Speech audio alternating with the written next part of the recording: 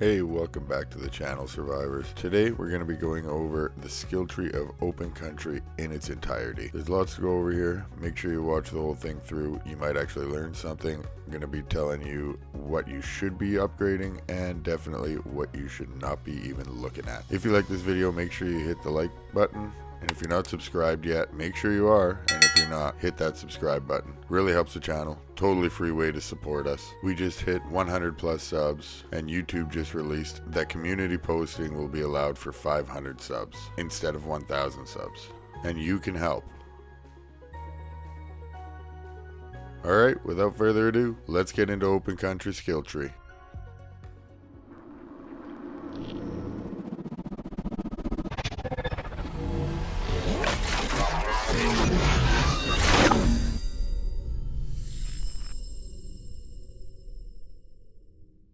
Okay guys, hopping right into the skill tree of open country, starting with weapons, moving to survival skills, and finishing off with the last two crafting skills. I should note that every one of these talents costs 10 tokens to upgrade fully.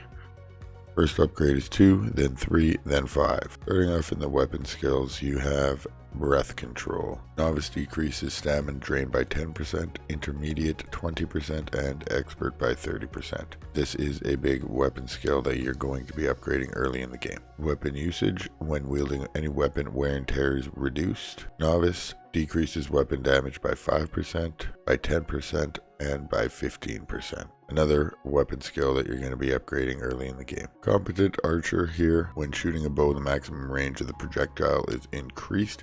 Novice bow projectile is increased by 10%, intermediate 20%, and expert by 30%. And advanced archer, when shooting the bow, the time between shooting and reloading is decreased by 5%, 15%, and 30%. Next we have marksman, when using any rifle, accuracy is increased by 10%, 25%, and 50%. Huge early game. You start off with a rifle, that's all you have for the first 3 missions. Also hunting chip on the 3rd mission could be very useful. Gunslinger, using any pistol, the accuracy is increased by again 10%, 25%, and 50%.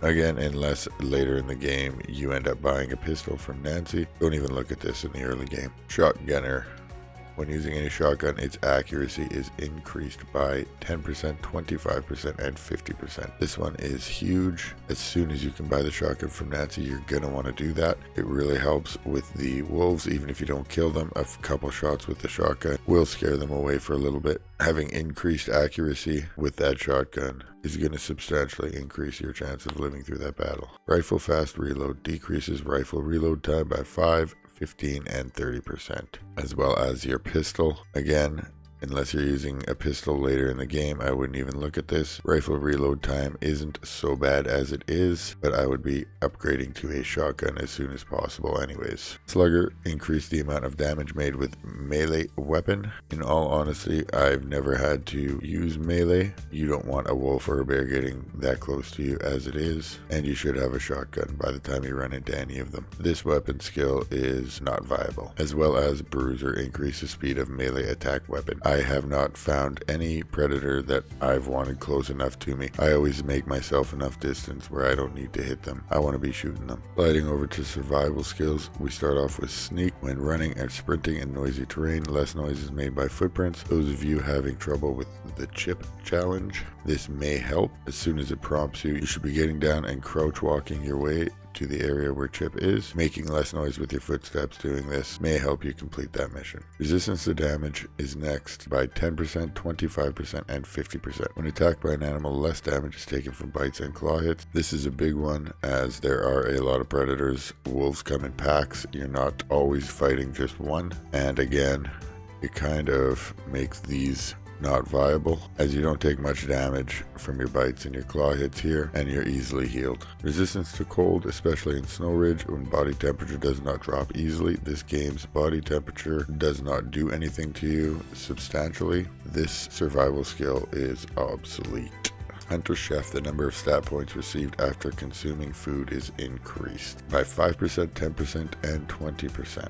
I have not actually done any research on this, but I never had a problem maintaining my food or water attributes. I never actually tested how well this worked. 20% Doesn't seem like a lot to me. Outdoorsman metabolism. The food stat takes longer to deplete.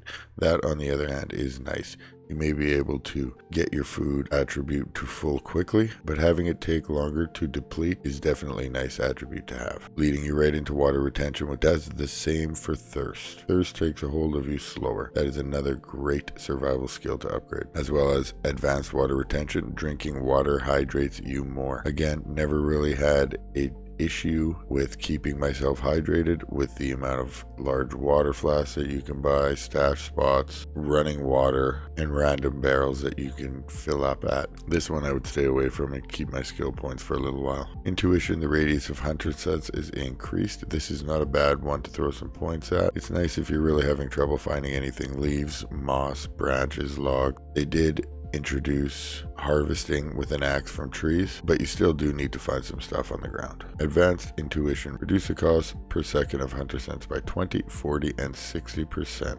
It doesn't tell you what it reduces the cost of, but I'm assuming it's a cost of stamina. So if you want to keep your hunter sense, if you're constantly running, sprinting, and using your hunter sense, your stamina is going to run out pretty quick. Not a bad one to throw some stat points at. Resistance to heat. Again, like I say, your body temperature does nothing to your health or your attributes that I could notice. I would stay away from these until you absolutely have to. Outdoorsman lung. Decrease overall stamina consumption by 25, 50, and 75%. Decrease any consumption by 75% is good in my books.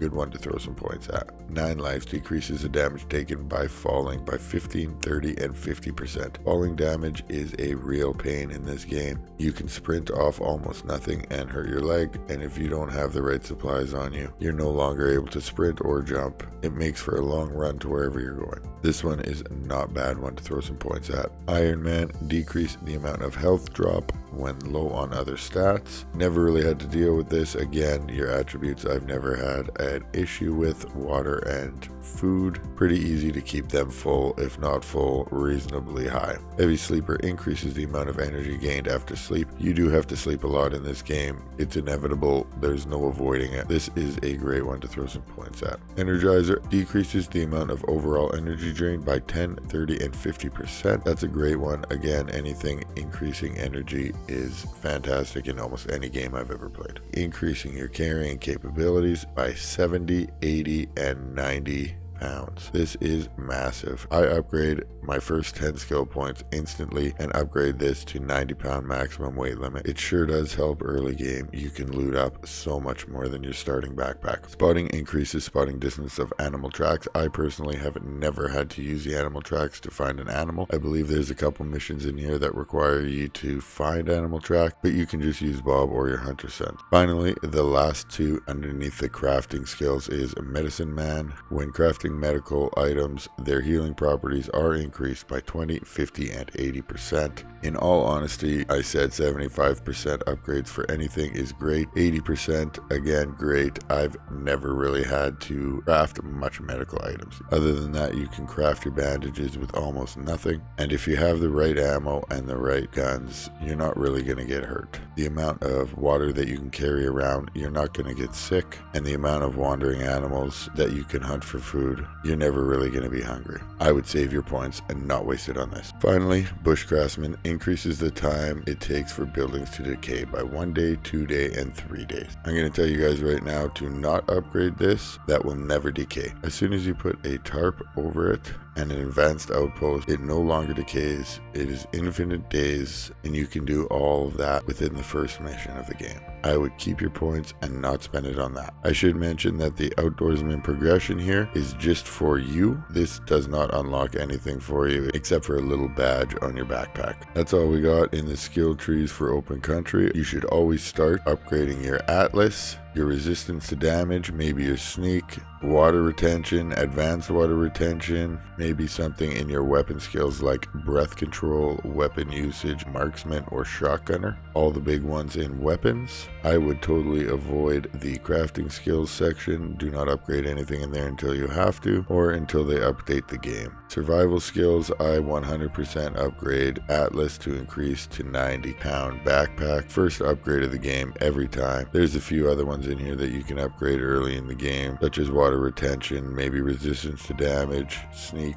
In weapons, you're going to want to upgrade your breath control, your weapon usage, maybe your marksman and your shotgunner. Alright guys, if you like this video, make sure you hit the like button. If you want to see more of these talent tree breakdowns, don't forget to hit the subscribe button. These videos are not going to make it into your recommended, but I hope you did like this one. We'll catch you in the next one.